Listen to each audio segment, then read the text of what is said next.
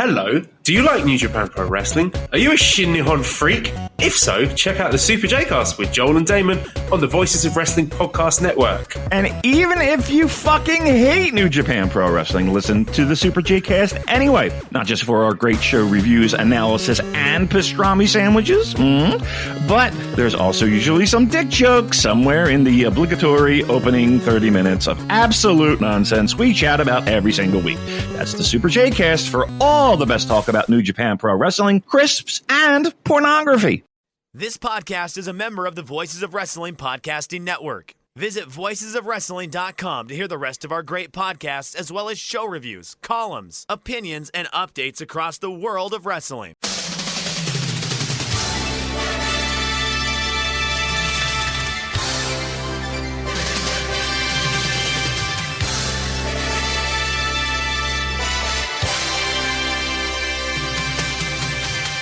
Hello everybody, welcome to the Super J-Cast. I'm Joel, joined by Damon McDonald. It is Tuesday, 20th of May, 2025.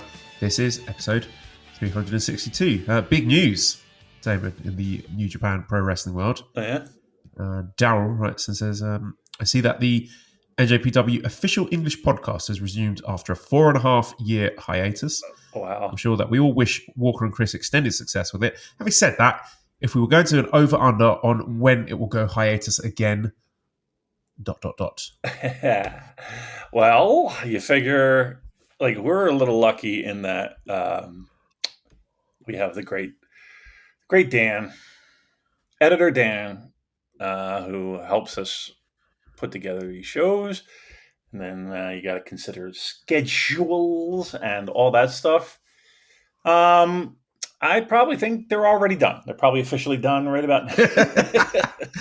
They're never going to top every time I think of that podcast, it will be when they were covering Best of the Super Juniors during, I can't even remember when it was. Must have been like 2019 or something. So it's like, Chris Sharp was like, right, ready to talk some Best of the Super Juniors with Michael Craven. Michael, what have you enjoyed from Best of the Super Juniors? He's like, well, I haven't watched any of it, but what I'm enjoying... It's like, what a great opening gambit for a podcast. Like, I respect the honesty, if nothing else. He's got a company to run. I mean, can't be farting around with a podcast. Come on. And look, I'm not going to give Walker or Chris any criticism, because do you think they're getting paid extras for doing that? Oh, God, no. Nope. Oh, God, no. Oh, God, no. But I will also say that, I don't know what tasty morsels someone's going to get from that. They're probably much handcuffs are placed on them.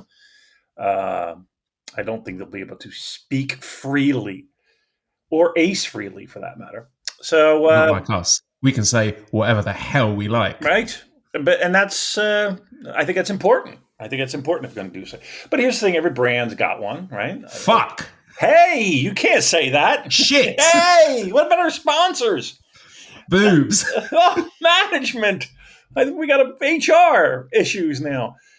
Big fat cocks. Oh, God almighty. Jeez. Well, you're not going to hear any of that over there. That's for sure. Wouldn't it be great if they opened with cock balls? Just 5 minutes of just vulgar. That would be great. Actually, I would be like, you know what? I take everything back. Take it all back. But again, listen, you follow the Arsenal Football Club. And I'm sure they have their own, in-house podcast. But then, no, they don't actually. Oh, really? Well, they do produce their own audio, but it's not an official podcast. They have like sort of pre-match and post-match things as part of their live commentary service that they offer for sort of offering sort of radio coverage of the games. But it's not a podcast. I guess they've just not gone into that sphere because there are so many really well-established podcasts that, I wouldn't say work together with Arsenal as a football club, but there's a bit of cooperation. So, for example, the two that I like, the two biggest ones, Arsblog, Arscast, and Arsenal Vision podcast, and they had a little event a going in London at the weekend, and they managed to get the Arsenal manager, Mikel Arteta, came in. He was only there for about 5 minutes, but just that's the kind of thing that shows that, there's a bit of synergy between them, at least, not the wholly antagonistic relationship that we have with New Japan Pro Wrestling. But it's funny. It's amazing how many people listen and comment on what we say. And, look, I think here's what it is. I think there's a definite, we have people that support us and will, obviously won't say publicly, but, and then we have the people who can't fucking stand us. So I like that. I like that mix. They keep tuning in, though. They sure do, don't they? Keep tuning in. Oh, boy. Every week. Oh, boy, do they. So, yeah, look, good luck. Good luck. It's, once again, I'll say it out loud. The hardest thing about doing this is doing it. That's the hardest thing. It's the hardest part of being consistent. And now, now that you're content creators, guys, content creators, ugh, stinks.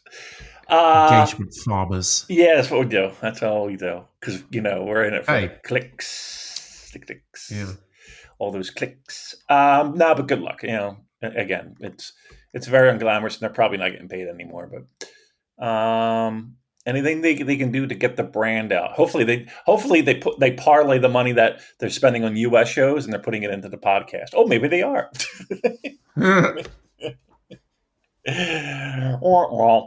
How quick do you think it's going to be till Rocky Romero winds up? Well, I'm just checking when the next New Japan US show is. Oh, that's weird. I can't find any. Yeah, pretty odd, right? Yeah. Somebody listens to this fucking show, that's for sure. I assume that this was a successful, profitable venture. They would have had all the dates lined up for the future, but I cannot see any. Not a sausage. Oh, that's crazy. Weird, summertime coming. Usually they do their post G1 USA tour. Nothing there, huh? Website's a little empty. Nothing there. I'm not saying that I killed New Japan Strong. But that's for you, the listeners, go away and think about. I mean, how much pull do we have, Joel? How much pull do we have to be able to, the brass to be like, you know what? We're spending a lot of fucking money on this little project here that no one's really paying attention to. Well, no, we're spending a lot of money on this project. We've got very little to show for it. See, that's why we're number one. That's right there. That's why we're number one. Make no mistake about that one. All right. Good job. Good job, New Japan, getting back into the mix of the podcast. The absolutely watered down world of New Japan Pro Wrestling podcast. But hey, join the club. Welcome aboard. Welcome aboard, kids. Plenty of room for all. Can I just give a quick shout out for some great Patreon audio I did last night with my friend Jared, who's a Crystal Palace supporter, and he was in attendance for the FA Cup final where they got a huge upset over Manchester City. Or was it that much of an upset? Some people say no.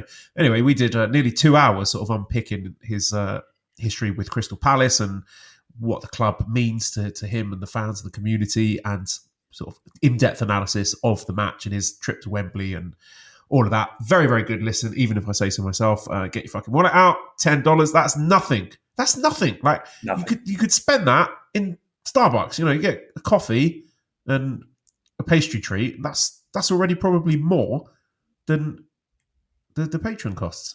What are you doing? What are you doing? Why are you not subscribed yet? What's the matter with you? Hey, guys, hit that like button. And subscribe. Am I doing it wrong? Yeah, I mean, listen, again, if you're listening to this, Lordy Lou, it's worth it. It's really good. All of the bonus audio is great. Yeah. Everything that I put up there is just excellent. It's Marconi award winning. That's radio. That's not podcast. Yes, and again, I think you do out. I am actually very interested in listening to that because I don't know much. That's for sure, but I do know that is a team that has struggled to win dick all, and they walk away with the FA Cup. You know all about that, wouldn't you, Damon? boy, I'm a fucking expert. You know, what I'm going to have Adam Copeland on, and we're going to talk about the Maple Leafs.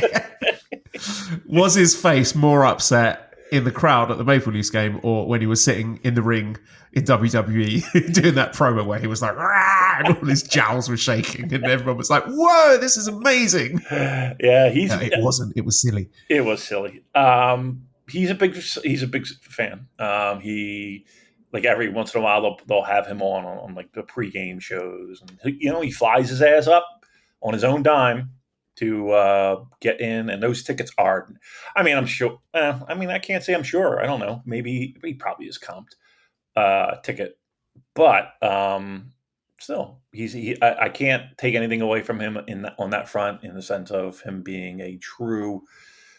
He lived up there, so every right to be. But he's definitely one of those guys that I respect for his fandom of the Maple Leafs. That's for fucking sure. Yeah, and once again, I'm sure everybody. Yeah, do we want to pick at this open wound at the moment? Because Daryl has sent on Twitter a big stream of tweets. Yeah, just squeeze my nose. Just squeeze my nose. Look at my funny shoes. I'm the fucking clown. Yep, absolutely. Give it to me right in the ass. Let's go. All right, bend over, spread the cheeks nice and wide apart. Here it comes. So Daryl says, "Here's a bit of math for you to ponder." Mm-hmm. Callum Newman has been in more major championship matches won since May the 7th, 1967, the Toronto Maple Leafs. Since the Leafs' last championship win/appearance 58 years ago, 20 clubs have won the Stanley Cup, and every active club except 5 have been to the finals. The average age of those 5 franchises is 15 years. The Leafs still have the second most Stanley Cups in history, but nobody under the age of 60 can claim they remember seeing one happen live. Yeah. While generally considered the most valuable franchise in the sport, their most consistent value besides revenue has been competitive mediocrity. Mm-hmm. Since their last Stanley Cup win in 1967, the Toronto Maple Leafs have missed the playoffs in 21 seasons. So my question is, why can't we admit that the Toronto Maple Leafs are way more bag of socks worthy than Yoshihashi ever was? Yes, he ran face first into the edge of a ring apron, but at least he never blew a 3-goal third period lead in a Game 7. Yeah. Obviously, a Boston fan there kicking me when I'm down. But Boston again sucked the cock of life this year. So please get off your high horse and fuck all of whatever scraps you have of any glory that you had in the past. Even though Brad Marchand continues to haunt us now in Florida. Look, all correct. Listen, I know all the wacky stats. Trust me, I know all. I've heard them a million times. Trust me, I know them all. I know all the wacky. Well, this happened more times than Yep, I've seen them all. Trust me, I know them. This is a team that I truly loved and thought we would be somewhere, and we are nowhere, and they are in the. It's over. Like this the team that as we know it now is over. We have 2 guys of the, as they call them, the core 4, Joel, that are free agents this summer. So, which means they have the right to sign to the highest bidder. And trust me, there are people that will pay a pretty penny for a guy who this season, had 100 points between goals and assists. And that's wonderful. Those type of players do not grow on trees. That said, that same player has 0 goals, 0, zilcho, when it matters, right? And when it matters, games 5, game 6, game 7s. So Mitch Marner, bye, goodbye. I've had enough. I've had enough. They had their press conferences today, locker clean out day. Look, I knew, and trust me, every Maple Leaf fan on God's green earth knew that when they absolutely shit the fucking bed at home, game 5, that they were going to win going game 6. They always do. And then they're going to go back, home ice, Joel, Game 7, pivotal, loser goes home. And when I tell you they shit the bed, I mean shit the bed. Florida scores 1 goal, and they looked like a deer in headlights. It was embarrassing. They were booed off the ice. Fans were throwing their jerseys onto the ice. It was a shit show, an absolute fucking shit show. They're dorks. My team are just a pile of fucking dorks who do not show up in big spots. Joe, they don't even show up in lukewarm spots. I'm going to be honest. This wasn't like Game 7 and they win the cup. This is Game 7 and they go on to play the next round, and then the winner of that round goes on to play for this. Like we're 50% too, and it's the biggest game of their lives. We were up 2-0 in this year. I know them all. Look, what can I say? I'm cursed. I don't know what. I don't know what fucking God. I don't know what I did wrong in life to have this curse. But trust me, it's me along with a lot of other. So if you're happy dancing on my grave, enjoy. Tap dance, tap dance, tap dance, tap dance. You can't hurt me any worse than that team already hurts me. So fuck you in the mouth. And take your stats and shove them square up your ass. I've heard them all. And I'll see you in September. That's the best I can tell you. Yeah, there's always next season.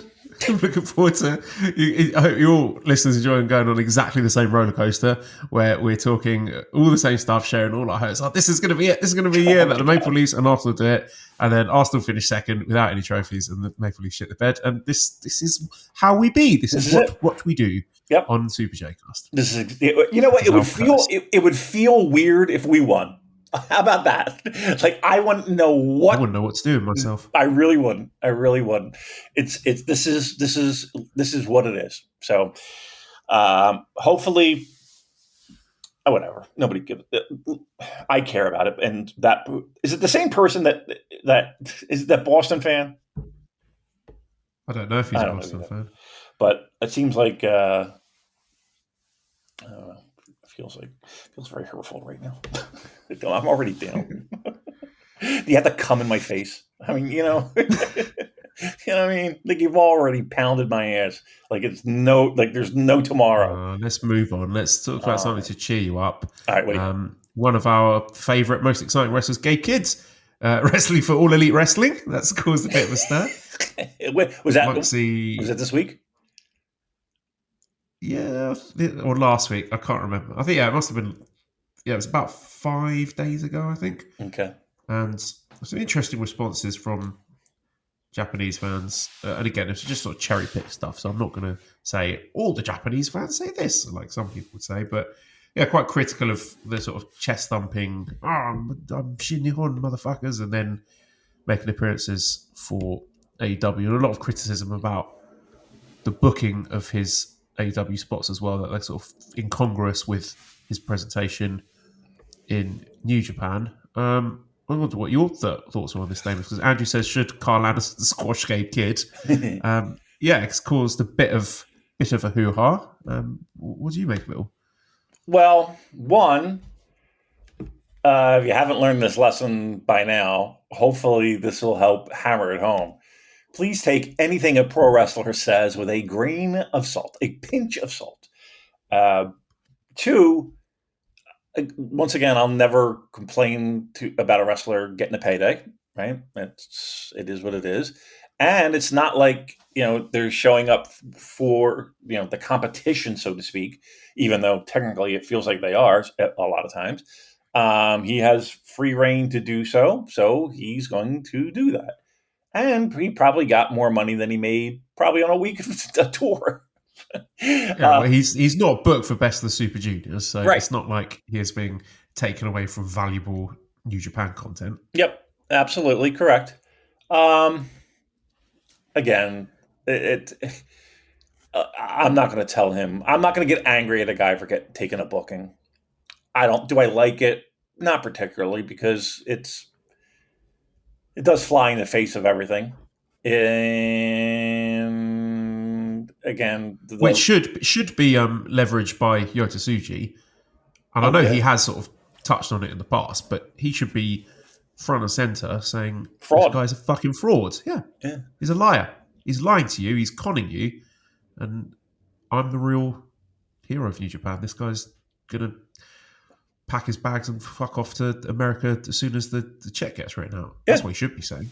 I mean, yes, from a pro wrestling perspective, I absolutely think that should be the way to go. I don't know. But here's the thing, right? He is going to leave and go to AEW at some point. And that's fine, right? That always happens in the life cycle of a Western wrestler who's wrestling for New Japan and starts to become a star with Western fan base. Like it's happened before, it will continue to happen again. That's okay, right? We don't expect these people to stay forever.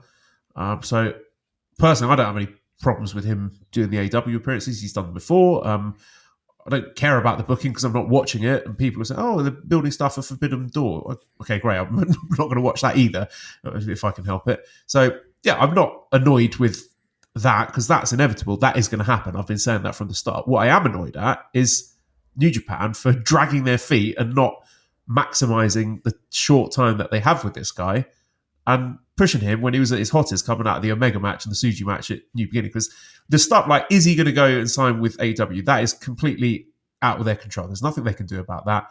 I doubt they would get dragged into a bidding war because that's something they're not going to win. Like maybe they could scrape together enough money to put a more enticing deal on the table. But at the end of the day, whatever number they put, Tony Khan could probably double it. So you're also hiding to nothing there. So we know he's going to leave at some point. So let's fucking use him while he's here and not have him pissballing around with House of Torture and fucking Carl Anderson and Doc Gallows. That's the bit that annoys me. The way New Japan are not capitalising on him while he is under their employ. That's the bit that pisses me off. Yeah, that's the thing. It's while he's here, I know the mindset of, well, why would you get behind a person if you know that they're leaving?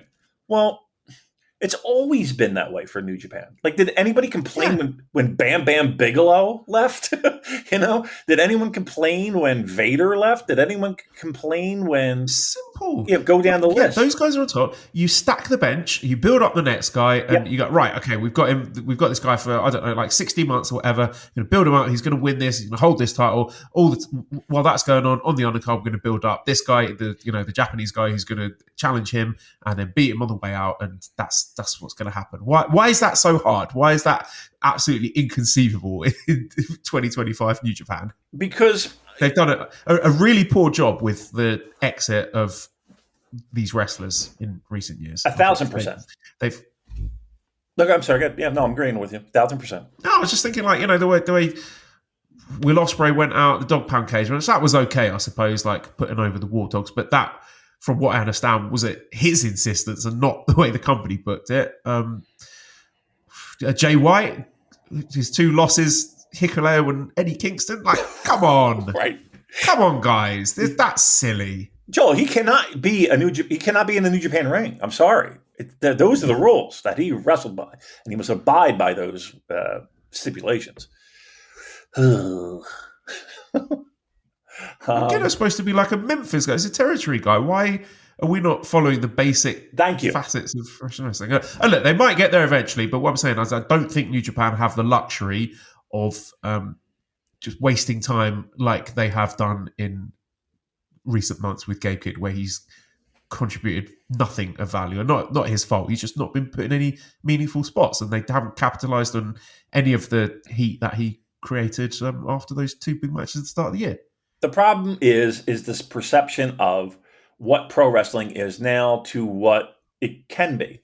Like the idea of heating a guy up as hot as they possibly can, getting everything you can out of him, and knowing that he's going to be gone in 2 years, 3 years, whatever the case may be, and then moving on and doing the same thing to the next guy. Like that to me is like territory days of pro wrestling, right? It's simple, but we've gotten into this mode of collect all the toys and then we're going to count how many toys you have. And it doesn't matter how many toys you actually play with.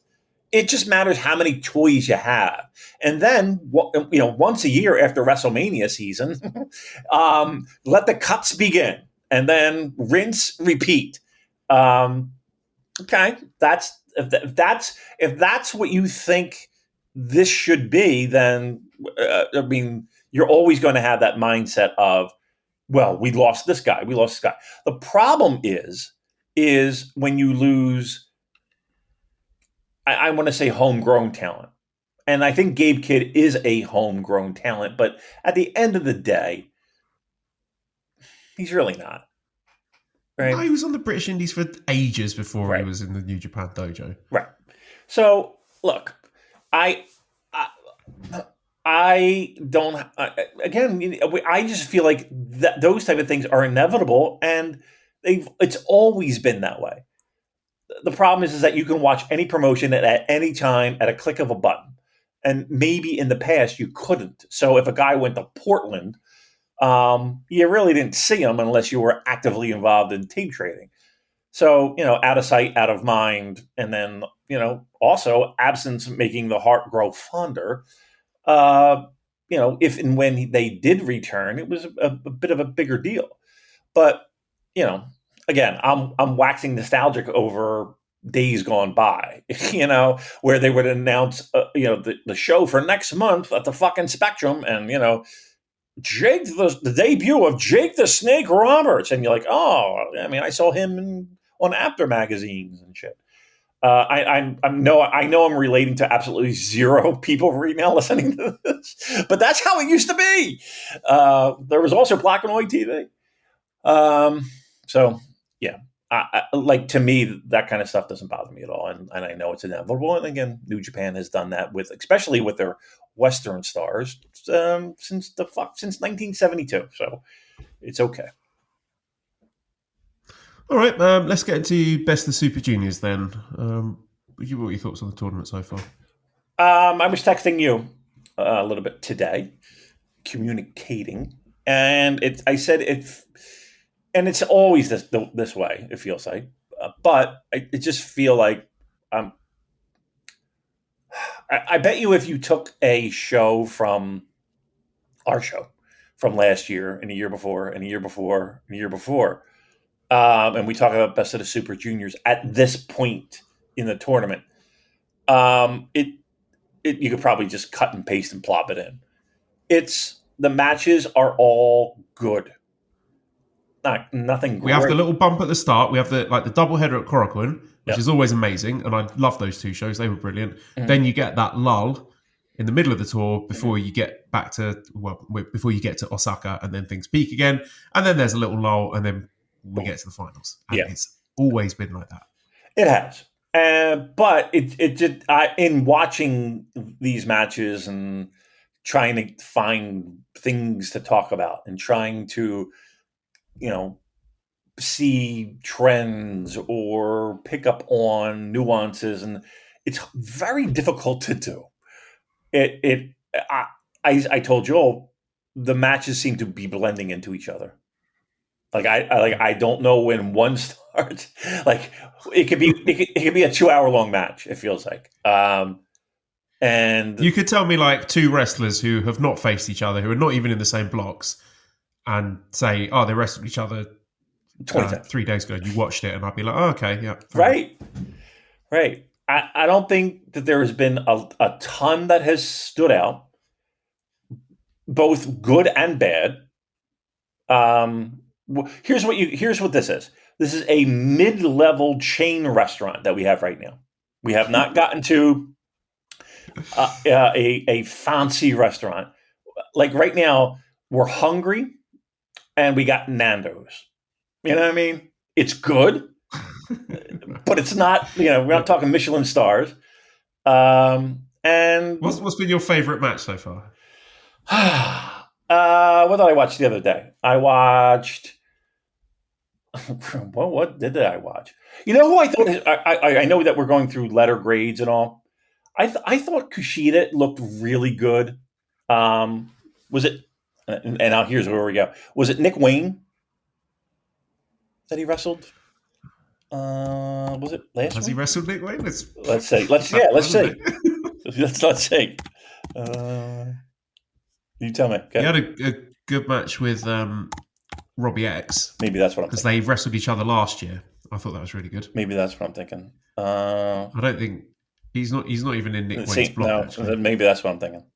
Well, who did Nick Wayne wrestle? Because he had a good match, I thought.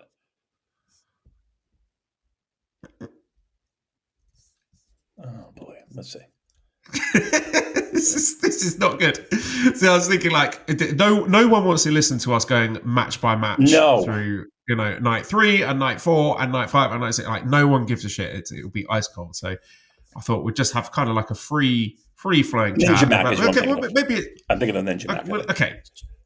Okay. So should we just go through the wrestlers then? Yeah, let's do it. And I also, from that same show, I thought, no, it wasn't that same show because I'm actually looking at the results right now. Was it Robbie Eagles, Nick Wayne that I've been thinking of? See, this is why I can't do it. I can't isolate particular matches. I've got a handful, like there are about 5 matches that would stand out and I can talk about, but trying to isolate specific shows and cards and undercard matches that were like kind of good, my brain will not allow it. Yeah. Like I said, it does blend in. Was it Robbie Eagles, Nick? Yeah. Sorry, let's just go get grades. Yeah, let's do that. God, good Lord Almighty.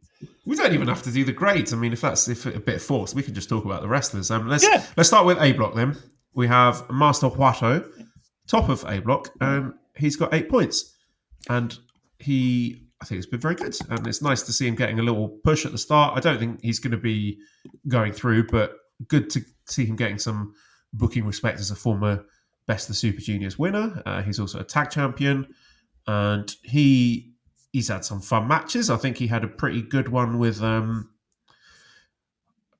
Mac when he brought out his own mask, showing his fun and playful side. I thought that was a lot of fun. And I really liked his match with Kosei Fujita. I thought that was really excellent. And what I really enjoyed about that felt like, that could and should be the genesis of a great generational rivalry. Wato and Fujita, 2 dojo boys. I thought Chris Charlton did a really good job laying out some of their beef and Fujita's criticisms of Wato. Had a really nice crowd heat. They were like dueling chants. That really gritty, like nasty physical match. They've packed in a lot, like really hard strikes, big suplexes, and with working hard to like sell the animosity between them. And it felt like Wato and Fujita were sort of laying the groundwork for future matches and try and build this up as like, yeah, this is a significant domestic junior heavyweight rivalry that you need to keep an eye on. So I would say that's been Master Wato's outstanding contribution so far. And I think, yeah, he's having a good tournament. I think, he's a guy who gets a lot of hate and people hand wave him, but I think he's been pretty damn good so far. The main event he had today with Robbie X was good. I think consistently high performances from Wato. Look, he's not my favorite. You know that. We're never going to see eye to eye on it. Neither will he. What? What do you say? Damon! What? I'm just saying. When I look at him. He's 6 points. Well, here's the thing with the points. And this might be just a little pet peeve of mine. I don't like A block being so tight. Because there are definitely people I feel like we should just be like, all right, I don't know. Let's pick a name. Yeah, Robbie X. Do you think Robbie X is a 6-pointer at this point? He's top of the table with Dragon Die China. I like saying that like Donald Trump. I don't know why. I just hate the log jam idea. I really wish that there was the idea of just let's get a clear cut winner.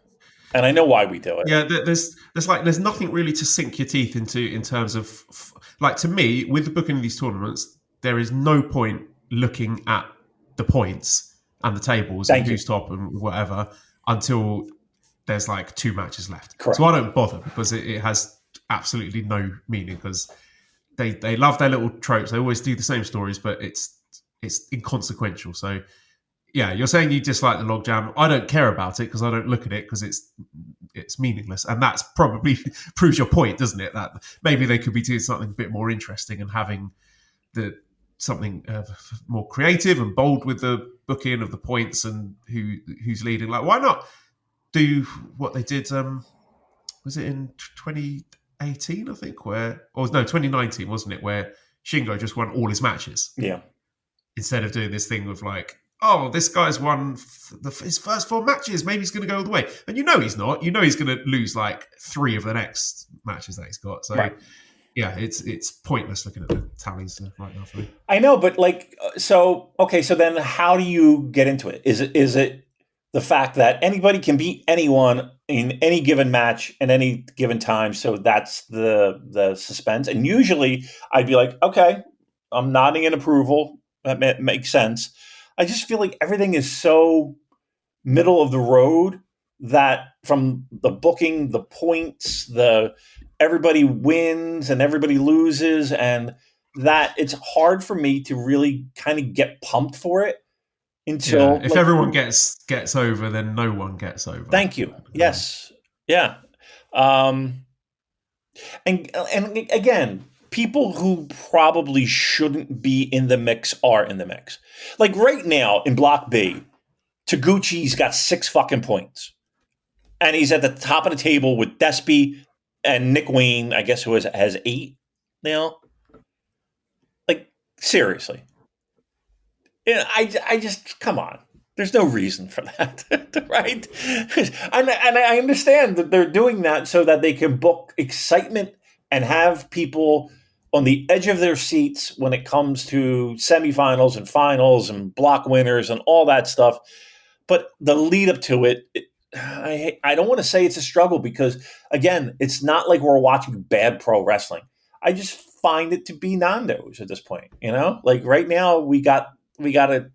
That's what we got, and which is good, but it's not fine dining. And I'm sure we'll get some fine dining as we get later, as they always have. It's just right now. It's just like, okay, it's a basic meal.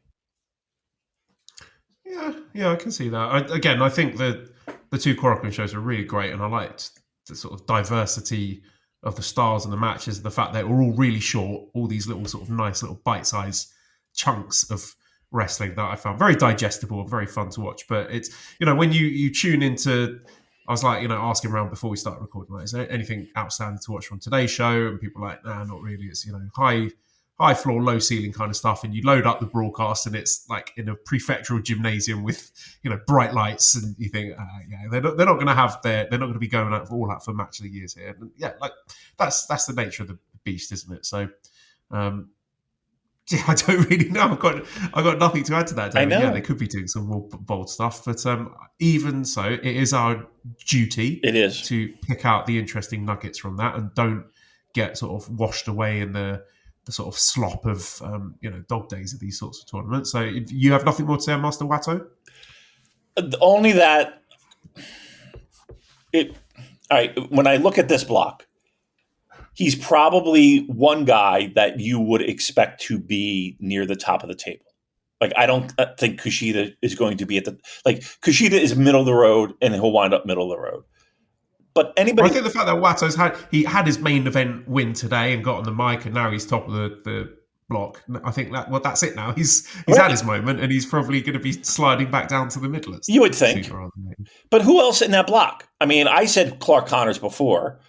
It was a pick. I mean, between Watto and Fujita and Acura, and again, if you wanted to have a dark horse, Clark Connors. Like, to me, those are the guys that are going to be at the top at the end of the day. Even though Hiromu's in that mix, I don't know. Do we really need to see that again? And isn't there talk of him really pushing hard to move up the heavyweight? Go on, can we just stick to Watto, please? All right, Watto, my bad, I know. So, any thoughts on Watto? You're talking about every single other wrestler in succession, taking all my talking points. Watto will not making this easy. No, but you're right. He is going to be sliding down the table, I would think. He'll be still competitive in the mix, but I think he slides down the table. All right, so I've got Kushida on 6 points. I think Kushida's been really good, actually. Me too. I've sort of perhaps unfairly hand-waved him and thought, not sure. I was even doubting whether or not he would be in the tournament, but actually I think he's been really good. I think the match he had with Robbie X was really good. They wrestled each other last year, and so obviously they've got a little bit of a background there, and I thought they're very good chemistry, and Kushida is exactly the sort of person that Robbie X should be wrestling against to help him improve, and he's just been a good solid hand, but also showing a lot of creativity, like the shoot style sort of grapple fuck match he had with Kosei Fujita was very novel, and it's going to be divisive. Some people love it, some people hate it. It's not my favorite kind of match, but I appreciate what they did, and I loved that there was all this sort of grappling and rolling around and sort of amateur style wrestling, and then suddenly at the end, Kushida does the wrestling move. He does the Back to the Future and pins him. It's like, ha, I got you. Just lulled you into a full sense of security. So I like him as the kind of sort of steely veteran with the sort of nasty, sometimes crafty edge, not in a sort of Kanemaru way, but in a bit where he's like, yeah, I'm still here, motherfuckers. So I think Kushida's exceeded my expectations so far. This is really good. Does Kushida beat Master Watto on the 24th?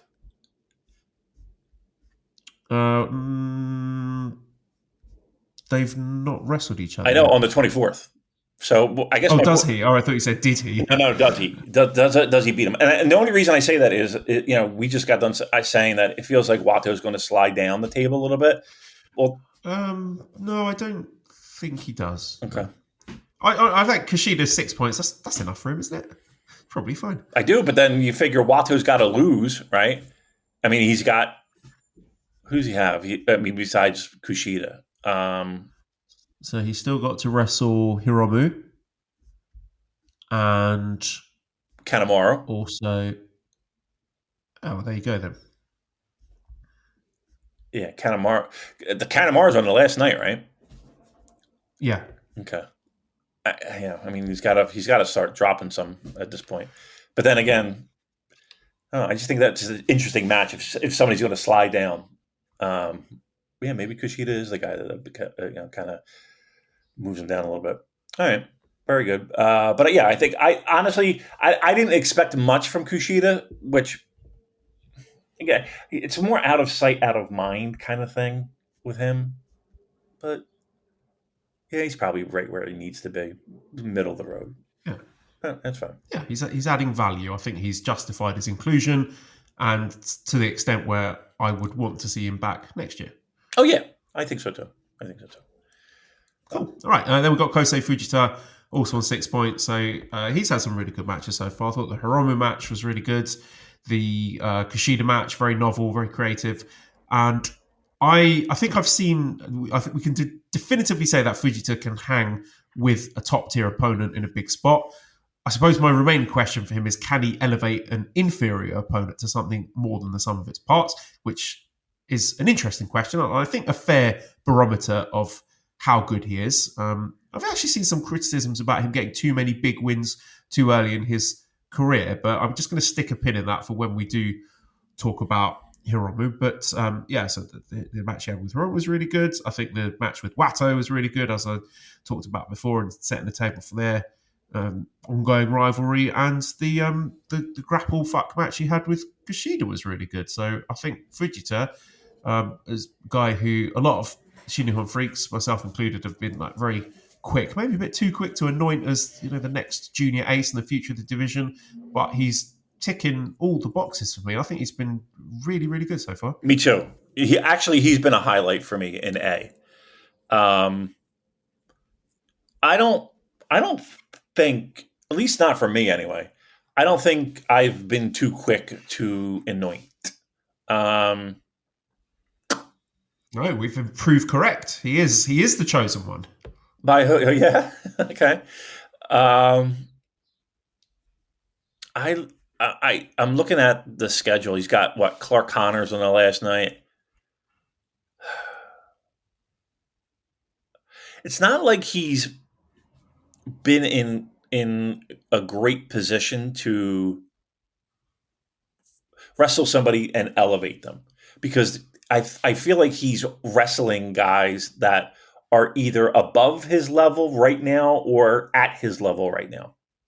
Yeah, I'm not saying that has been asked of him and he's failed to do it so far. I just think that will be an interesting question. It's just like a little query I have. It's not a black mark against him or anything. It's just like, okay, yeah, he can do it at the top with the best guys. I'm just curious what he would do. Put in a nothing match with, I don't know, like put him against Yo or something. What does that look like?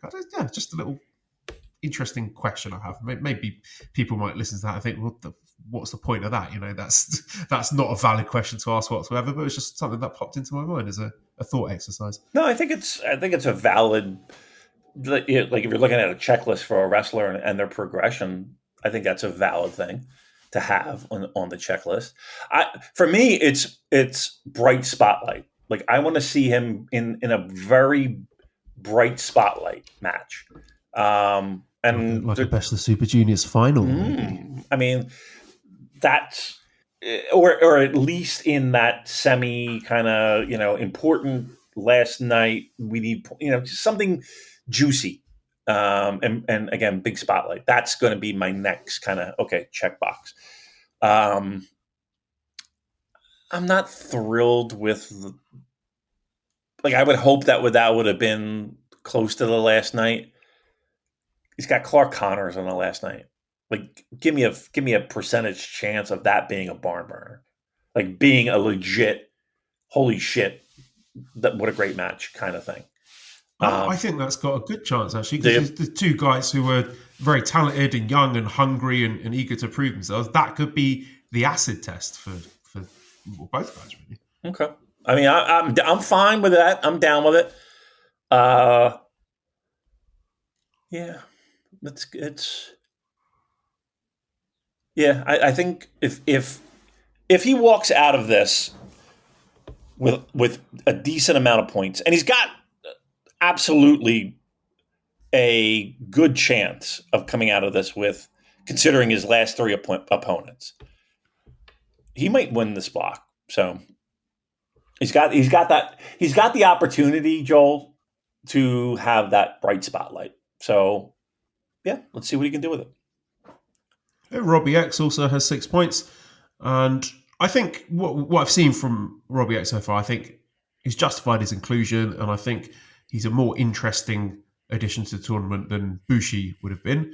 And I think proof of concept, like particularly the Kushida match, proof of concept of taking the punt on him and showing how much he can learn and develop working at all like Best of the Super Juniors with a wide range of experienced, high-quality opponents to iron out the Brit Rest bad habits and diversify his skill set. And when we get new guys like this wrestling the first Best of the Super Juniors, often there's a lot of growing pains and it takes quite a while for them to really get into their groove. You think a guy like Dan Maloney when he first started, and a lot of people saying, this guy's trash, and now he looks really good. So Robbie X, I'd say it seems to be paying off a lot sooner than I thought, because I really like what I've seen so far. I think he's improving a lot, and I'm not seeing as much of the Brit Rest silly convoluted spots as we saw when he was working Super Junior Tag League. So yeah, I'd like what I've seen so far. I don't think he's going to be challenging for the junior title anytime soon, and he's not going to be in the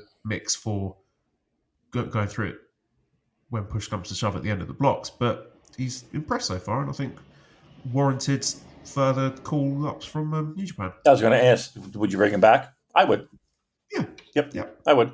And you're right about the tournament thing. It's how many times? I mean, you could say that about Best of the Super Juniors. You could say that about New Japan Cup. You could say that. You could say that about World Tag League, and obviously you can say that about G1. How many times have they brought in someone, and you're just like, you just hear all the moaning about that guy and the struggles that they have. And here's the thing, like it's not what they're asking of these guys in these tournaments is, it's a lot. So there's a lot of work that goes in to pushing but not pushing hard, too hard, and understanding the concept of, hey, this is my first tournament for New Japan Pro Wrestling, and this is something that I've grown up watching and all that shit, and kind of taking that bundle of probable nerves, and kind of, taking your foot off the gas pedal a little bit, because it could be very easy for a guy like Robbie X to go in there and just do all the things that he's comfortable doing. And there's a little bit of working outside of his comfort zone. Like he's working a plethora of different styles and talent. So yeah, I mean, cut him a break. Cut him a break. That said, again, it is, I don't want to sit here and be like, this is a big league junior tournament, but it is. It's a big league junior tournament. And you want to impress, and you want to have people, kind of with wide eyes as you go through the curtain coming back from the ring. You kind of want that. I think every pro wrestler kind of wants that. And especially your first tour on a name brand junior tournament. Name me a bigger one. Let's put it that way. So, yeah, I think he's done fine. I don't expect him to be top of the table, but I think he's done. You know what? I take it back. I think he's done more than fine. I think he's done very well, and he's warranted an invite back, and hopefully can parlay that into junior tag title things. Could be in that mix. I don't know if I'm running out and giving him a junior heavyweight title shot, but I'm comfortable having him in the mix. I think he's done a good job. Also on 6 points, we got Dragon Dyer or Dragon Diarrhea. Oh, so I couldn't with the Discord, and I couldn't stop laughing for about 10 minutes after that. Dragon Diarrhea. I'm not really sure why they brought him back this year. He's okay. I mean, he's a very good-looking guy. He's got that very smooth twink aesthetic. He wrestles nice and clean, but he's a twink. Is that not what the word for it is? I don't. You tell me. I have no idea what you're. I don't know what that. What are you saying? Are you saying that he's attractive to the gay community? He's attractive to every community. So among gay men, a gay or bisexual young man with a slim build and youthful appearance. I'm not saying he's gay or bi. I've no idea what his sexuality is, but he has a slim build and a youthful appearance. Okay. So I think he satisfies the criteria of being a twink. He's all right, but he's pretty bland. I was not really connecting with him. How can you be a bland twink? Like, isn't the oh boy, we're really out of our league at this point. We're talking about it's like a Dungeons and Dragons character. What is this? What are his physical abilities? I rolled 10 on strength. I don't know what that means either. I mean, tell me, what's the most interesting thing Dragon Diarrhea has done in this tournament? I mean, I hear you. But he's not been bad. None of it's been bad. It's all been fine. He's just a guy. Listen, they didn't have to fly somebody in. How about that? Yeah. Maybe it's like a make good for him only getting 2 points last year. Maybe. And maybe he's friendly with people. Listen, Carl Anderson made a career out of it. Why can't he? Maybe he's just friendly with the guys making the decisions, and they brought him back. Mm-hmm. Yeah. Who knows? Okay, move on then. Right. Kanemaru, 6 points. He is best of the Super Juniors Yano. Yeah. There was a time when I would love to say, you know what, he's a guy that you can trust, and you can, he's the things he does subtle. He's subtle good. I think that's kind of wearing a little thin on me a little bit, Joel. I got to be honest with you. I'm not saying he's bad now. No. Like, I'm sure if you give him the tap on the shoulder to do like a junior heavyweight title challenge, that he would deliver. But he's not been asked to do that. He's been asked to work 3-minute matches with a little sort of gimmick cheating spot in it, where he's winning via count out or his boots coming off or whatever, and he's being sneaky. And yeah, that's why I say he's best of the Super Juniors. Yeah, no, I'm not saying that he's a shit wrestler or anything. I'm just that this is the role that he's been given. There's not a huge amount to say about it. Why do you think he's been given that role? Because he's got that reputation. He's good at it. I mean, he's got history in Best of the Super Juniors for getting wins like that. If you've got a Kanemaru match, particularly on a Korakuen show, that something unexpected might happen and someone's going to get caught out and there'll be a wacky count out spot. He's that's what he does. I want to know how old he is. I would say 46 is going to be my guess. Okay, so would Wikipedia have that? I don't know. If he's 46, Joel, he deserves every. No, he's 48. No, he's not. He's 48. He is, yeah. That's exactly what he should be doing. You know what I mean? He's fucking 48. Yeah, it's fine. It's okay. I'm not going to get excited about it. No, absolutely not. But yeah, I mean, he's a guy that should be eating pins and doing 3-minute Yano matches. Yes, absolutely. I had no idea he was that old. I was going to say like low and like pushing mid 40s. Like, and when I say mid 40s, I mean like 44. Wow. Yeah, he should. Yeah, he's doing exactly what he should be doing. No, and I got no problems with it. We've got a little message in the chat. Someone's in the chat. So it was Darren, I think. He said he's not a Boston fan, by the way. Toronto, born, raised, and residing. What? He's just learned not to put his faith in the Toronto Maple Leafs. Oh, there you go. Maybe he's right in the mix. Take a leaf out of his book. Take a maple leaf out of his book. Ask him if he knows who Sid Sixtero is. Does he know Sid? I ask him. Well, he can hear this. Why would I? Why would he can hear? I don't need to ask him. I'm not the middleman. Sometimes I watch Toronto morning television now. It was the breakfast TV. Yeah. Okay. All right. Nobody cares. 2 people care. Me and him. All right. Very good. Continue on, please. Yeah. Okay. Let's move on then and talk about Francesco Akira, who's on 6 points. Now, I am bloody loving Francesco Akira on this tour. I think he's been one of the MVPs, and the crowd love him. He's already got a great connection with the fans, and there was a really good one of those new heroes video that they did. They put up on YouTube and New Japan World, following him and his training with Tajiri and the great relationship he has with him, and how Tajiri's taught him this new move, the submission move, the ground tarantula, which he's been using in this tournament, and his relationship with his family and his brother who's got Down syndrome, and how much they mean to each other, and him meeting the ambassador for Italy in Japan. I don't know if I got that the wrong way around, but it just seems like a really likable guy, a guy who's worked his socks off just by pure heart, and a hell of a lot of talent and hard work has managed to make himself, I think, undeniable at this point. I think I haven't really considered it at the start of the tournament because he's fairly recently had a challenge against El Desperado, but I don't know. I feel like there's something cooking with him. There's like a bit of buzz, a bit of spark behind Akira. That I'm not ruling him out going all the way in this Best of the Super Juniors, because he's a brilliant wrestler. Yeah. He's really fucking good. Like the main event he had with Hiromu on night 4, main event at Korakuen Hall, was that the main event? I think it was. It's excellent.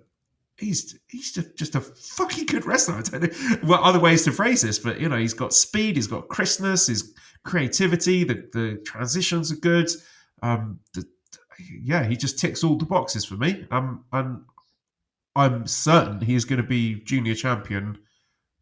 If not this year, then next year. It seems to be a question of when, not if, for him. Yeah, he's been one of those guys that has stood out as much as we moaned about how it felt like everything was the same and average, he has done his best to stick his neck out and rise above the Nandos, if you will. He's got a good chance of winning this thing, to be honest with you, because he's got winnable matches, unless they do the old anybody can beat anybody, but he's got winnable matches, so he could come out and take Block A. Do you think he gets votes for most improved? Yeah, I think that's a fair shout. Not that he was. I don't know if it's improved or he's been given more of a showcase to show what he could do, because he's primarily been a junior tag guy up to this point. Mm-hmm. But yeah, I think that's a good shout. Actually, I think he is definitely showing a lot more of a higher ceiling than perhaps I initially thought on him. Yeah, and I don't. It does feel like they're cooking up something for him, and rightfully so. Because to me, he's in the upper echelon of New Japan's juniors. You could easily slide him in to championship matches, and also, again, taking. See, it's hard for me to sit here and say, like, don't give him the title because he's not going to. Like, okay, it's not, you're not really put in that much of a position to draw big houses when you're the junior heavyweight champion. You're complimentary at this point. And that being said, I think he could very easily win a title either this year or early next year. He's a blue chipper. I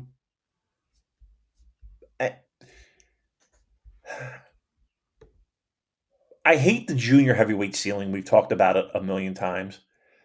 Can you see him leveling up and becoming a heavyweight? No. Can I think the sort of scrappy junior underdog aesthetic fits into a T. I do too. And I feel terrible saying that, because that feels like a scarlet letter of now you're a junior and you're forever a junior. But I would not be surprised if you saw him taking that, what you just described, and channeling that in a heavyweight tag title run, or even somehow sliding into like a TV title picture.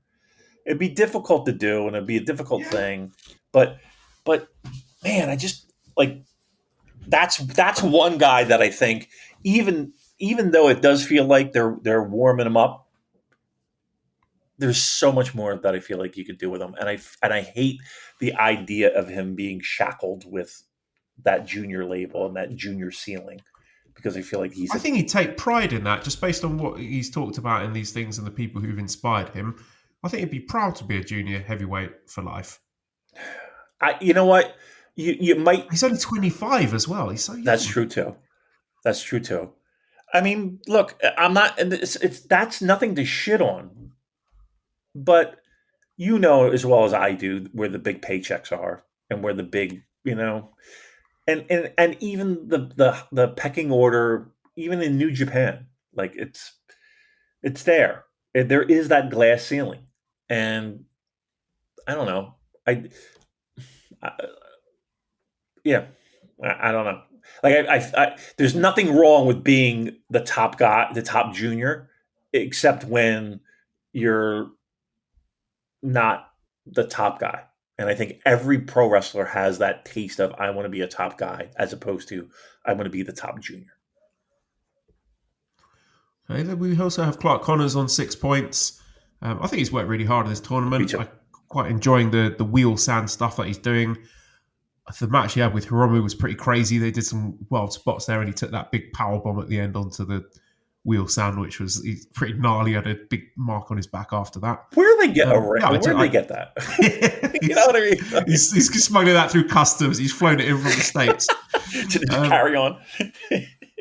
Yeah, I thought he had I thought he's been really good, and he's got kind of an unpredictable energy to him. Like you always feel like there's a good chance he's going to do something nutty, which is a plus. And I like, me, I'm always a bit of a fetish for a power junior guy, and it's always fun watching him doing the Jeep flip and just ragdolling people. So yeah, I'm a big fan. I don't necessarily think he's going to be going through to the final. It wouldn't shock me if he did, because he is a guy who's come through their dojo, and I think they like him a lot. Oh, they definitely do, no doubt. Yeah, I mean, he's a dark horse, right? Again, I can't see it this year. Future years, very well, maybe, but I don't think this year. I think to me, he's a perfect junior heel, and not that he isn't already, but like there's something there where you could say, have a nice little program and a nice little feud now and on through the years with whomever you decide to be that baby face. Like that's he is. Here's the thing too. He is a brick shithouse, man. He is built like just solid. Like I don't. He just seems like he's incredibly solid is the word. And I do like the fact that he is a little bit, a little loose cannon-y. I thought he's had a good tournament. I mean, I don't know if it's been spectacular, but I think he's been very good. And once again, I the way these guys travel, again, it is one of my big fucking things that I love to point out. But this is a guy that feels like he just got off an airplane and a bus, and he's right in the hot mix of Best of the Super Juniors. So I got to tip my cowboy hat to him. Hiromu Takahashi also on 6 points, and he's been MVP. He's been fucking brilliant, and in a way that makes me wonder if this is him wrapping up his time in the junior division. The fact that he is working so hard with such a range of opponents and putting over young guys, I think he might be moving to heavyweight. Yeah. And he was kind of teasing it. He was on the mic at the end of... Who was he wrestling? I can't even remember who it was now, but he had the win in the main event. Was it over... Maybe it was Clark Connors. And he was on the mic and he was like, I've got a big announcement. The office have cleared me to say this. And I was like, he's saying it. This is going to be his last Best of the Super Juniors. But he didn't say it. But I still think that's what's going on. Just the way that he has put over specifically Akira and Fujita, that's made me think, there might be something happening here.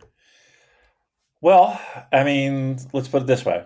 With Los Ingobernables kind of being taken out to pasture, it does open up. It's paved the way for it, doesn't it? It does. Just saying, right? I like the way he's presented himself as well, particularly in the Fujita match. He was sort of not like sort of wacky babyface, silly Hiromu. He was quite sort of belligerent and disapproving senior, dishing out a beating in the sincere hope that the junior would then rise to the challenge. It was like Terence Fletcher in Whiplash. So just the fact that he's putting these guys over it, something to think about. I think that's what everyone wants at this point. It really is. And all he needs to do is, I say it all the time, just add a little bit of sandpaper to him. I think that's the... Yeah, the Fujita match, that was sandpaper. That was all sandpaper. Yeah. And I think you'll see more of it, right? It's the next step. It has to be. And it's not like anyone listening to this is like, nah, no way. He'll be just fine. In fact, junior division doesn't need him anymore. It's moved on without him. There are new stars now. There are new aces, and he is needed in the heavyweight division. I think. Will he go down as one of the greatest New Japan Pro Wrestling junior heavyweights? Yes, I agree. Would you put him in top 5 all time? Yes, I think I might. Who's in that list? Oh, I don't know. Liger, obviously.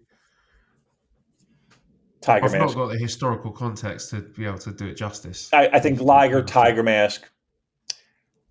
I think you got to put Benoit in that mix. Or not, depending upon if you want to put a guy like that in there. Just saying. I understand. But he didn't kill him in Japan, Joel. He killed him in the States, so we can put him in the Japanese list. That's terrible. Jesus We're going to wind up editing that. Referee getting that. Tiger Mask, Liger. We'll disregard the person who we can't say. We can say anything we want.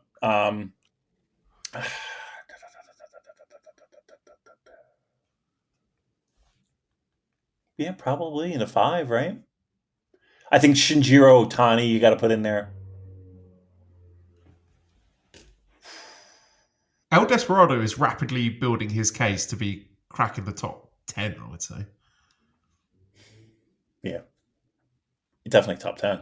Let's put it this way. Hiromu is definitely the top 10. Top 5, I think you could put him in the top 5. I think you could. I think you could make an argument and put him in the top 5. I think that's doable. Devitt? I think so. Kushida? Has he got the longevity there? I think Kushida's got to be in the top 5. I would go Liger, Tiger Mask. Liger, Tiger Mask. Kanemoto? No. Yeah, kind of. I don't know if I would put him top 5. He might just make top 5. I think top 10, yes. Top 5, I don't know. All right, so it'll be Liger, Tiger Mask, original Tiger Mask, mind you. Yeah. Kushida. Might have Hiromu third, Kushida. I think Hiromu's in there, and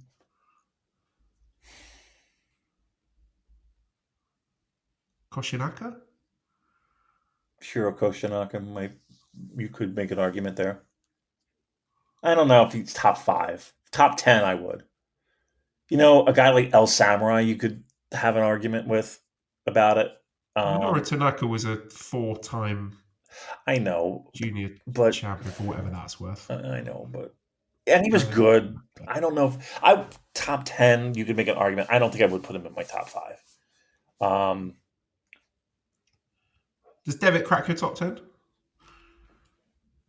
I mean, yes.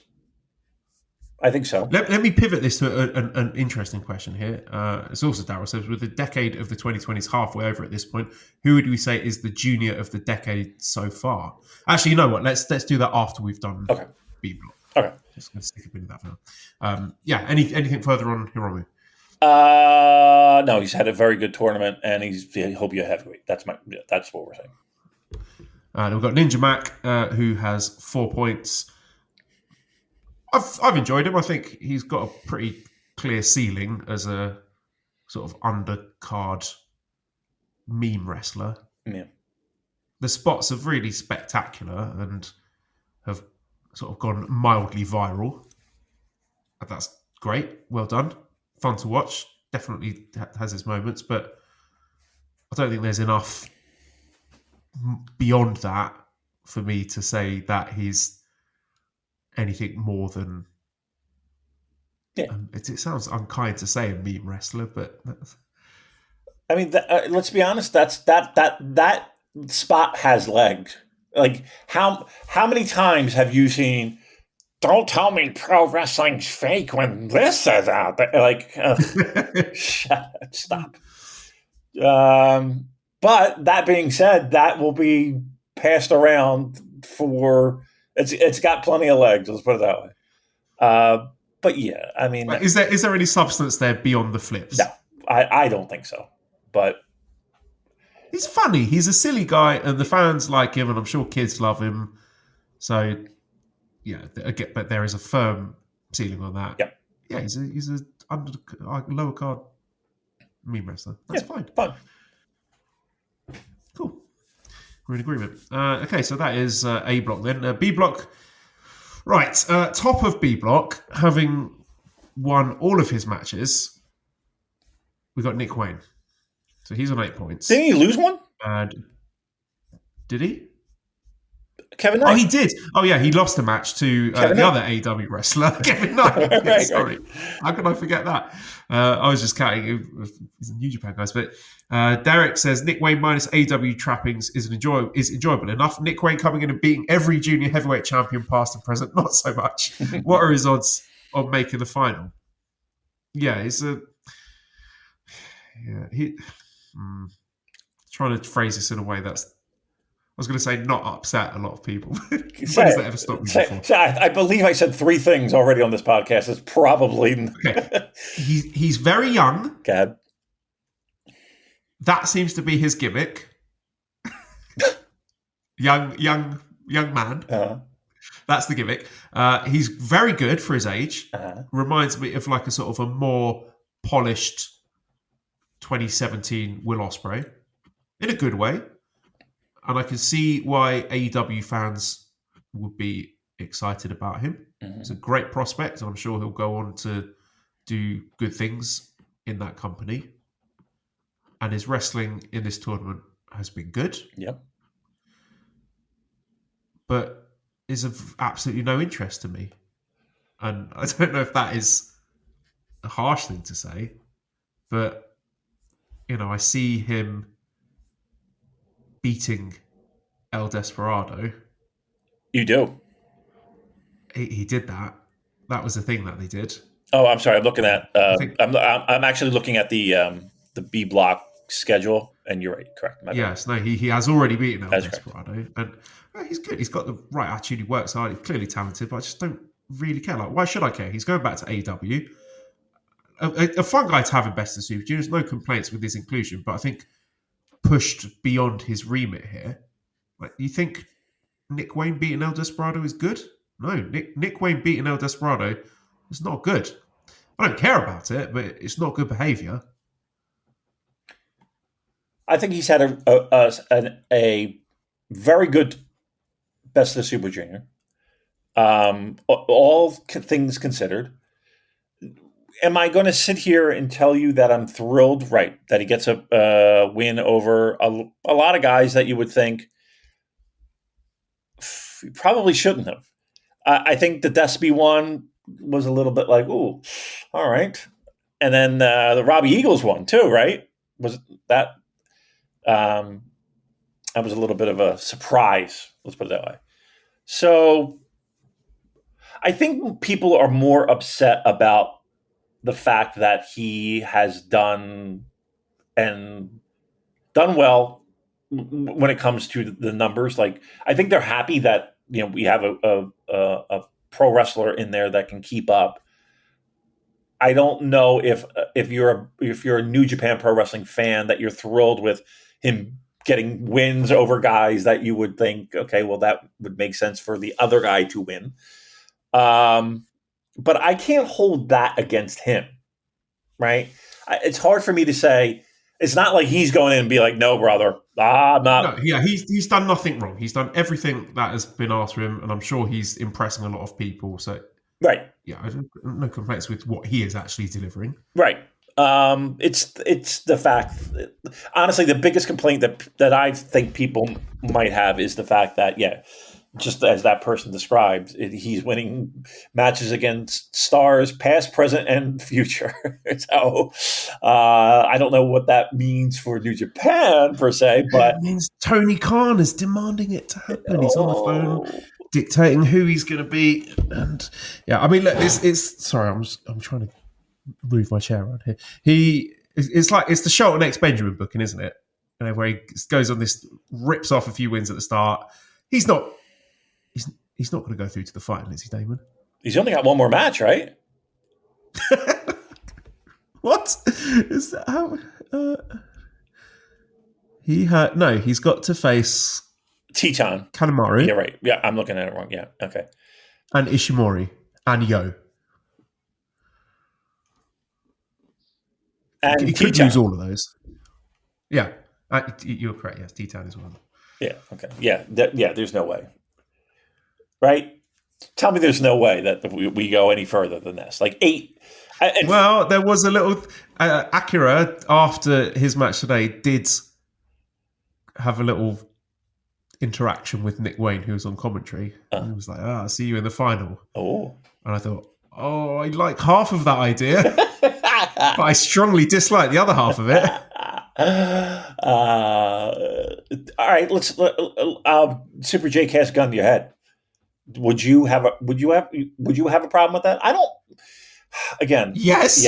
A massive problem with again, but from a booking perspective, but from an in-ring, yes, really, yeah, yes, I would have a problem with it in ring. He's good, again, very good for his age, but he's not in top 10 for maybe top 15 for guys that I find interesting and enjoyable to watch. I mean, just in B block, let's be clear here. There's probably rip off people who I enjoy, who I think are better than him. Wato's better than him. Kushida's better than him. Fuji's is better than him. I think I'd like Robbie X a bit more than him. Dragon Diarrhea, it's a wash. Probably a bit more fun to watch than Kanemaru at this point, although people are going to get very pissed off by me saying that. Akira's better than him. Clark's better than him. Hiromu's better than him. Ninja Mac is a GIF wrestler, so no. Despy's better than him. Titan better than him. Yeah. Taguchi. Taguchi hasn't had a bad tournament. Yeah, he's been decent. Sho can be better than him, but is not better than him. Ishimori's better than him. Robbie Eagles is better than him. Yo, if he can be bothered, is better than him, but it's just very boring at the moment. Mal's better than him. Kevin Knight's better than him. No, he's in like the bottom 5. Okay. I think he would have a very good match if they decided to go that route. They're not going to decide. They're not going to do that though, because just like you said, there's plenty of other people that I would put in that position.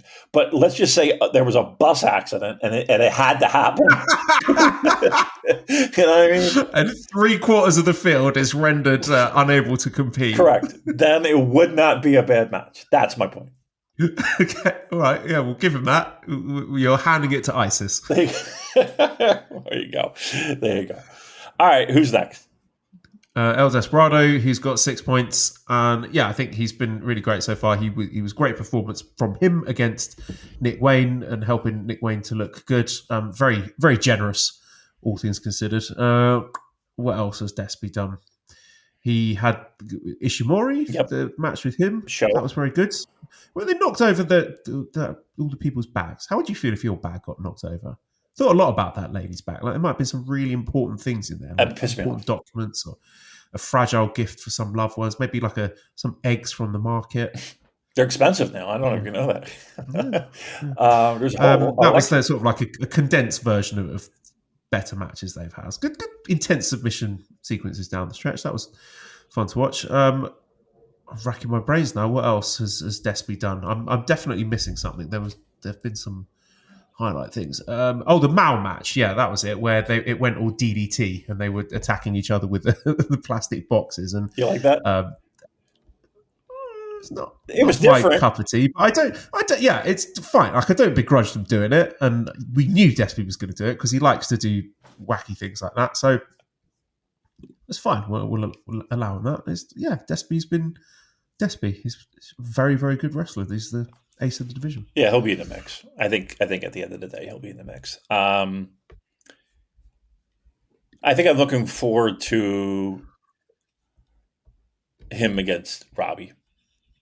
But that's like later in the tournament. That should be a fucking smoker. That should be really good.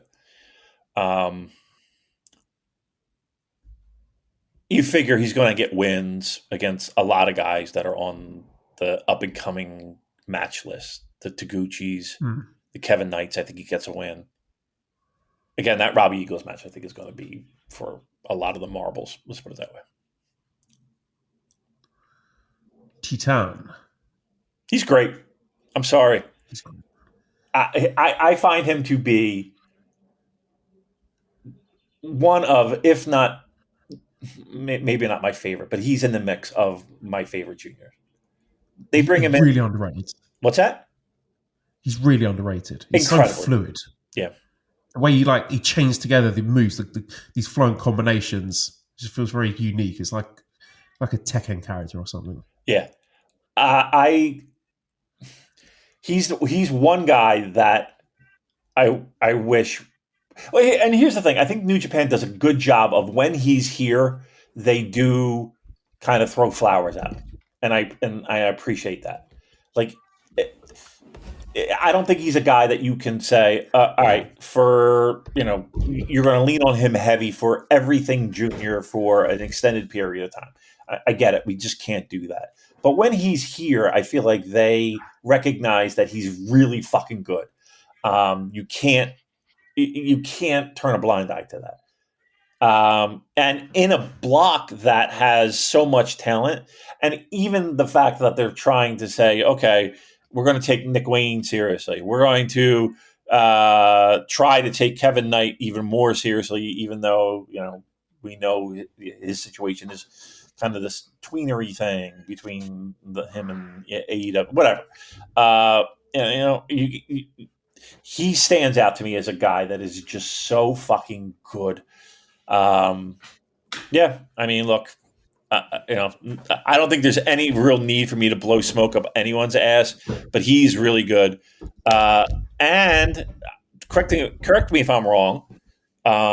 He's still got, which again, I think Robbie Eagles is the most interesting guy to me because Robbie Eagles has Despy and Teton to go.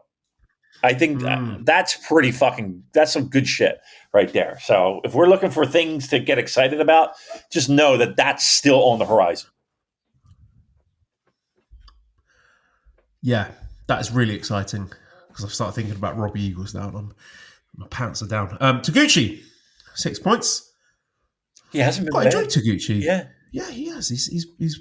I liked when he got his bum out and his parents begged him not to, and then when they were having to film half the match with the rope obscuring his bum, but then he kept sort of jumping up and then ducking down to make the cameraman's job impossible. I quite like the match with Sho as well. I think him and Sho got. I was going to say they've got good comedic chemistry. I think it's Taguchi doing a lot of the comedy heavy lifting here, but I liked him chasing Sho with a mouthful of whatever alcohol that was, and then getting ambushed by all the House of Torture people. Like, say what you want about Taguchi, he has impeccable comic timing, and I liked his demeanor after beating Sho. It was very funny. Underrated feud that because he's got Sho's number. And yeah, the match with Yo, yeah, that was. It was good. He took his pants down. It was funny. I like it. He's go Taguchi. He's not everyone's cup of tea. I get it. But I kind of think of him as like a fucking lemon sorbet.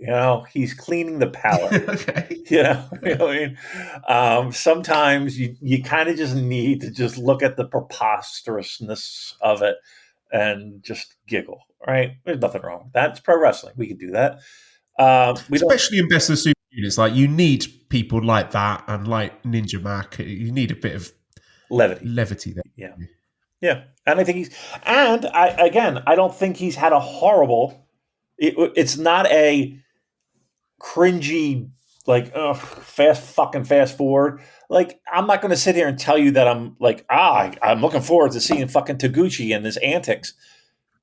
But in the same breath, I'm not fast forwarding, right? It's completely inoffensive. Because he's only going to be in the match for about 3 minutes. Right. That's why.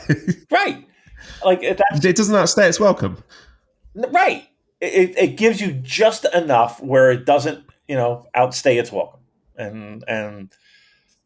And here's the thing too, and this might be weird coming from my mouth, but I'm gonna go this way anyway.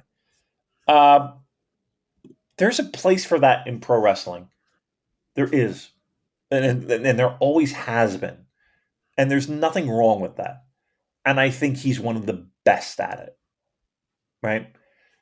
Are there times where the shtick gets a little bit like, if you just kind of get beaten over the head with it, you're like, all right. It's not like I'm putting Taguchi at the top of my card, and it's, but what he does, I don't think everyone can do.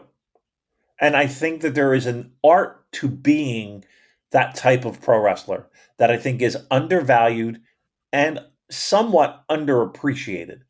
Again, do I want to see it all the time? Absolutely not. Do I want to see it at the top of the card? No, I don't. But mid card, lower mid card, and having him sprinkled in this tournament as he always is somewhat refreshing. It's somewhat uh, palate cleansing. So and this is not me with a newfound appreciation for the guy. I've always had an appreciation for it. Like it's always been there. But I don't know. Maybe I haven't done a good job of throwing flowers at a guy doing something that it's not.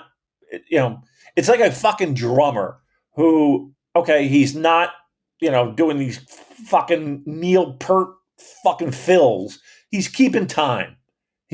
And he does it impeccably. Okay, there's something to be said about that. And even though he's not just keeping time, uh, it's a skill. It's not. It's It's again. It's not taking a super duper giant fucking suplex from the top of the fucking building. It's comedy and solid work. Nothing wrong with that. So I'm just throwing him some flowers. That's all. Show 4 points. Garbage. Thank you. I look. Show might be, and wow! I just went on a fucking 5-minute soliloquy about Taguchi and the role that he plays and everything, and just the opposite is Show, where he does do that. He does play a role, and I don't know if he's the best at it. I don't know if he's even the best in the company at it. To me, there's a big difference between Sho, who hasn't even hit his prime yet, and Taguchi, who has well past his prime. Like, to me, Sho is probably one of the guys, if I were to say New Japan Pro Wrestling, and the biggest disappointment, it's probably him. It's probably him. Yeah. Yep. There's just it feels like it's very low effort, no creativity. He's not even sort of working hard to come up with interesting, silly spots. It's just the same shit every night. And he looks like he's given up. What more can you do? Right? What more can you do? And I don't know, and I could be dead wrong, and I'm sure there's going to be someone that will chime in from the company probably explaining how Shows subtle this and that is really good. I feel like I could go through that entire B block, an entire A block, and say, okay, we're going to feed you with this new gimmick, and and I don't want to say anyone can do it, but it feels like anyone can do that. It doesn't feel like it's that. Like, you're not Terry Funk, dude. You know what I mean?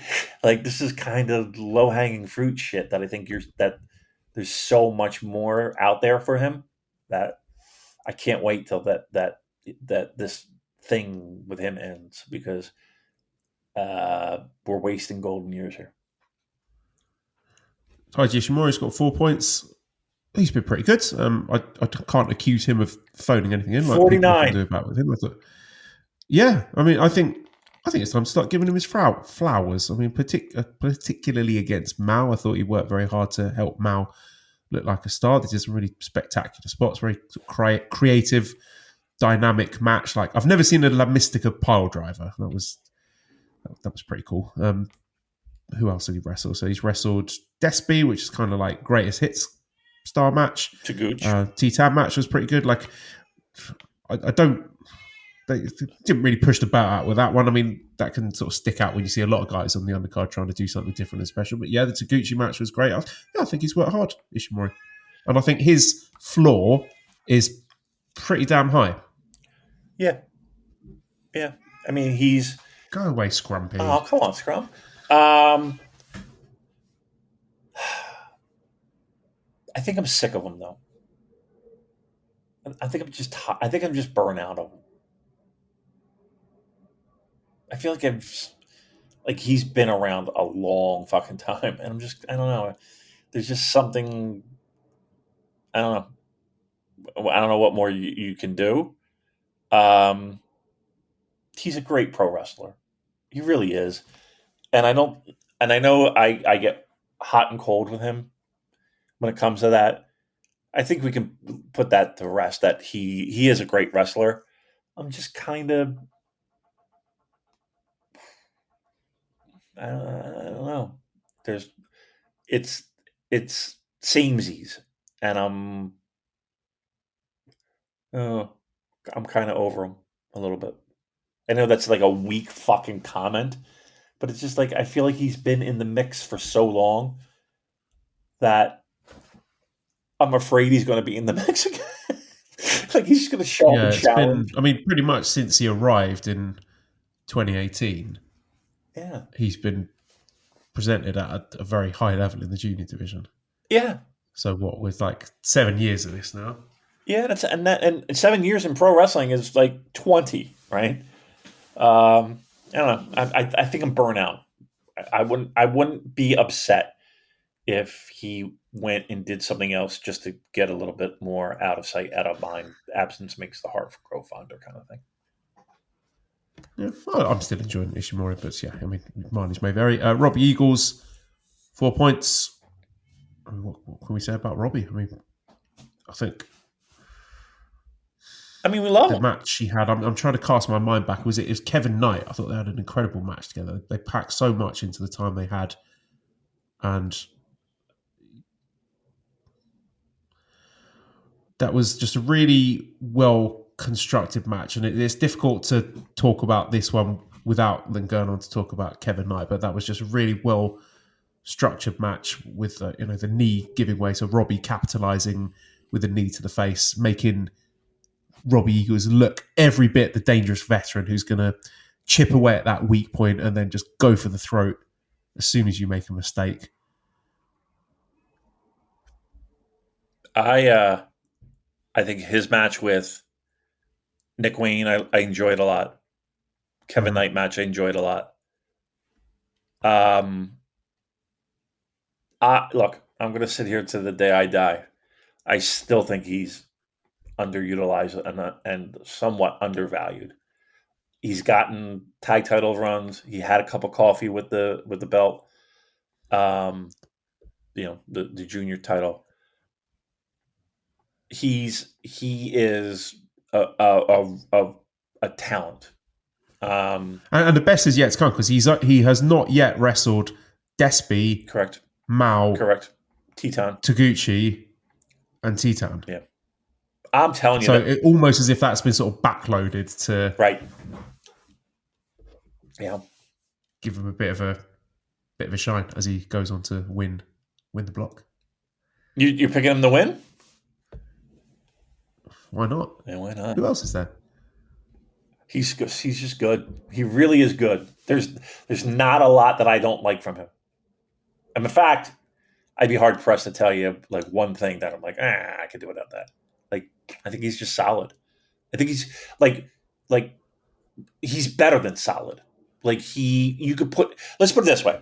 You know the thing that you said, I would love to see take the next step, kind of be a guy that can I don't want to say carry, but be the guy that leads the match, so to speak, with Fujita.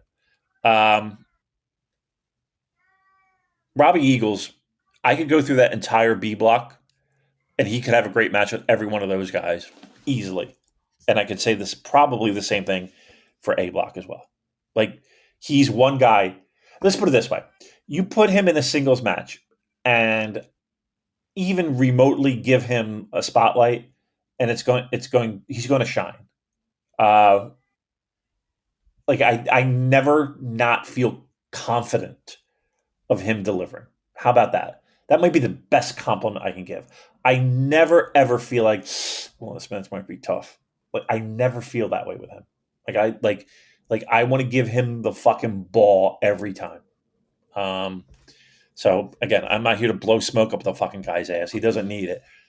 But yeah, I think, and what's scary good is, and what has me fucking jazzed up is that the best is yet to come here with the matches that you just rattled off. Then we've got Yo, 4 points. mean, some of his matches were literally putting me to sleep. The Kevin Knight match, I fell asleep watching that one. I don't know. He looks like a guy who knows He's he's kind of annoying. missed the boat. And Jay Michael, I think it was Jay Michael that said this. His new gimmick is third-year art student. Yeah, he annoys me. It's like he's like not really taking it seriously. He's like, oh look, I'm wrestling in an ironic way. Yeah. Yeah, it's like he should be in a fucking. He should be in like. Know what he reminds me of? I don't know if you know the actor. I think is it Michael Cera? Yeah.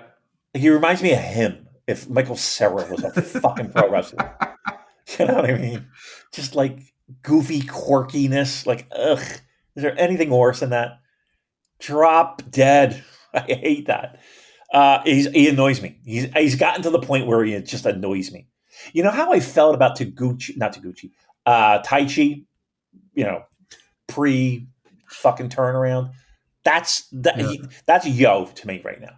Like Yo is a guy. He's a wrestler from a Wes Anderson film. Yeah. Where he's the guy who likes the smell of old books. Yuck. Ugh. Just fucking. Just a fucking weirdo. I don't like him. Stinks. What a waste. Very good. He's at a Mao. Let's talk about Mao. I like Mao. I like when he turns into a square. He's got 4 points. But yeah, when he turns into a square, that's good. I think you need a little hook like that to start building the connection with the fans. He's got a great boyish, easy charm, charisma. He's like the hero in a kid's anime or something. He's like Goku. And he's having really good matches. I thought the Ishimori match was great. Just really dynamic wrestler. Really, really fun to watch. I've not seen much from him before. He's just something really effortless and cool about the way he moves. Like he does everything with a really theatrical flourish that makes him a lot of fun to watch. And the T-Tam match was excellent. Yeah, one of my favourites of the whole tournament. Like the closing few minutes of that, they had a really creative strike exchange, really good reversals, just two extremely skilled wrestlers with great chemistry. And yeah, as I said, your mileage may vary on the Despy match, but I will indulge them, their little DDT moment in the middle, because they brought it home at the end. The serious part of the match delivered big. And yeah, I mean, 4 points. I think he deserves more than that. I'm sure he will pick up more than that, but let's see. He's still got to face Nick Wayne, Robbie Eagles, Taguchi, and Sho. So I'm circling the Robbie Eagles match, like Mal versus Robbie Eagles. That could be good. It'll be really great. Yeah. Very, very interested to see that one. But yeah, Mal's impressed me so far. That is good. That would be. Robbie Eagles has probably the sweetest end of the tournament run, match-wise. Yeah. I bring him back. I absolutely bring him back. I don't know if 4 or 6 points warrants it, but I would definitely bring it back. I think he's been an asset. He's been a plus. I was a little bit concerned in how he would fit in. I think he's fit in just fine. I think he's done. Actually, you know what? I think he's done very good. I think he's done better than even I expected. How about that? So that's a plus. Yeah, he's lived up to the hype. A lot of people were telling me, "Oh, this guy's brilliant," and I'm always a bit like, I've heard that before. I'm always a bit dubious, but yeah, he's lived up to it. He's been really, really good. Yep, I'm happy he's here, and I would bring it back. How about that? And lastly is Kevin Knight, 4 points. Robbie Eagles match was incredible. Kevin Knight was with him every step of the way. He is getting better and better. He's brimming with confidence now. He's got great swagger, great aura. He looks like $1 million. He's really tightened up his work, particularly his striking. He's working very crisp, timing, execution, all on point. And yeah, like I said before, I love the finish of that match where his knee gave way and then Robbie kneed him in the face. So yeah, Kevin Knight, really brilliant in that match. The match he had with Yo sent me to sleep, but that's Yo's fault, not Kevin's fault. And I'm just trying to think who else has he wrestled. I'm checking my chart here. So he's still got to face Despy. He wrestled Mal. That's really good. Wrestled Nick Wayne. I didn't like that one as much, to be honest with you. I thought it was okay. Which one? The Nick Wayne. I've no recollection of that match whatsoever for some reason. Yeah, I thought that was going to be a little bit more. I don't know. Maybe it was just the fact. And again, we're two AEW wrestlers. I mean, Kevin Knight's on AEW. I know he signed, but I don't consider him an AEW wrestler.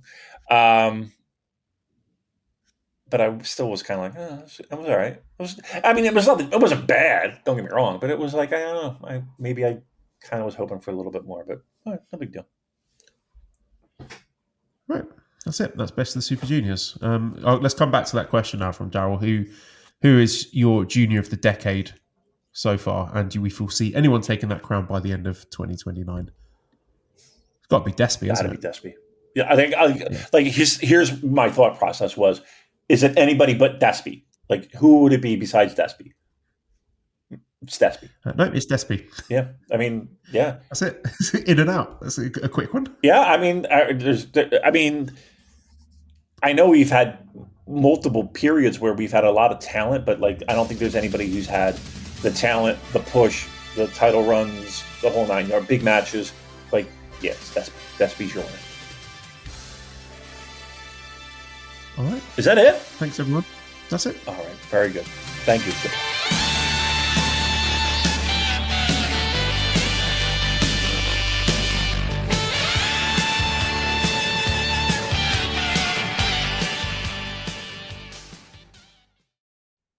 Hey kids, do you like wrestling? Well, we like wrestling too. We are Shake Them Ropes here on the Voices of Wrestling Podcasting Network. Myself and Chris Novembrino kind of doing a lazy river of wrestling criticism, going through the news and whatever happened in stateside television wrestling. And also, you know what? Sometimes we just like to watch old stuff and talk about that too. Love for you to give us a listen. If you haven't already, we are Shake Them Ropes here on the Voices of Wrestling Podcasting Network. Why choose a Sleep Number smart bed? Can I make my side softer? Can I make my side firmer? Can we sleep cooler? Sleep Number does that. Cools up to 8 times faster and lets you choose your ideal comfort on either side. Your Sleep Number setting.